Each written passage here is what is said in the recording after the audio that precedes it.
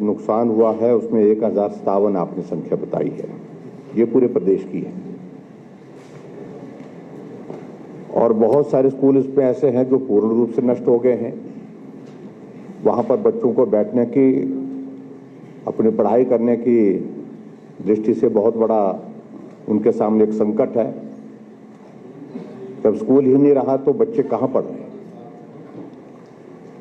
और दूसरी एक कैटेगरी ऐसी है कि जो भवन डैमेज हुए हैं, पार्शियली डैमेज हुए हैं, और क्या वहां पर बच्चों को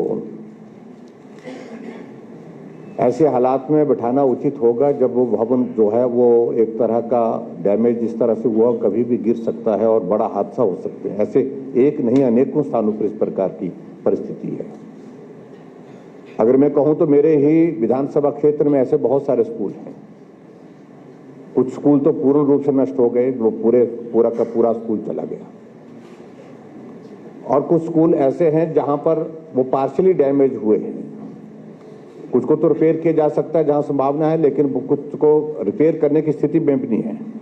लेकिन हकीकत अध्यक्ष महोदय, माननीय मंत्री जी को शायद इस बात की जानकारी है कि नहीं, कि अभी तक भी जो पार्शियली डैमेज जो हैं, जो असुरक्षित है हर तरह से, वहां पर बच्चों को बिठाया जा रहा है, पढ़ाया जा रहा है, जो बहुत बड़ा चिंता का विषय है। कहीं बिल्डिंग कोलैप्स होगी तो बड़ा हादसा हो सकता है।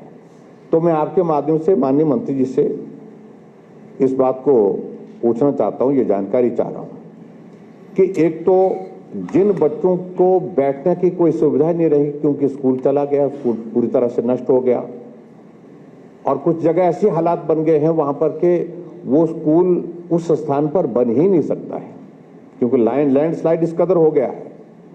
तो उसके बारे में आपने क्या व्यवस्था की? कितने प्रदेश में, अपने प्रदेश में कितने स्कूल ऐसे हैं जो पूर्ण रूप से नष्ट हो गए हैं, और वहां पर बच्चों को पढ़ाने की क्या व्यवस्था आपने की है?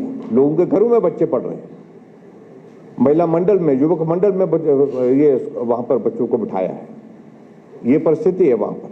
तो क्या वहां पर प्राथमिकता के आधार पर आप पैसा जो है वो तुरंत देने की कोशिश करेंगे? हमने डिप्टी कमिश्नर से जब बात करते हैं तो वो कहते पैसा नहीं है। दूसरा जो पार्शियली डैमेज, और जिसको उसका ऑडिट आपने किया है क्या, कि वो किस स्थिति में है? अगर बैठने के लायक रिपेयर करके वो स्थिति बनती है तो वो सोचा जा सकता है, वो किया जा सकता है। लेकिन जो अभी तक ऐसा कोई भी आपने नहीं किया है कि उनके लिए कोई एक टीम भेज करके उसका जो है पूरा निरीक्षण किया हो, निरीक्षण करने के बाद आपके पास रिपोर्ट आई हो, और उस रिपोर्ट के मुताबिक यहाँ इस स्कूल के भवन में, भले ही भवन खड़ा है लेकिन असुरक्षित है, वहाँ बच्चों को बिठाना मुश्किल है, तो वहाँ पर क्या आप तुरंत जो है वहाँ पर भी इस प्रकार का बजट का अरेंजमेंट करेंगे ताकि बच्चों की सुरक्षा जो हमारे लिए बहुत महत्वपूर्ण है उसकी भी हम चिंता कर सकें, और बच्चों को पढ़ाई की दृष्टि से उनको नुकसान ना हो, उस दृष्टि से प्राथमिकता के आधार पर जो क्या आप बजट का प्रावधान करने का ये इंतजाम करेंगे?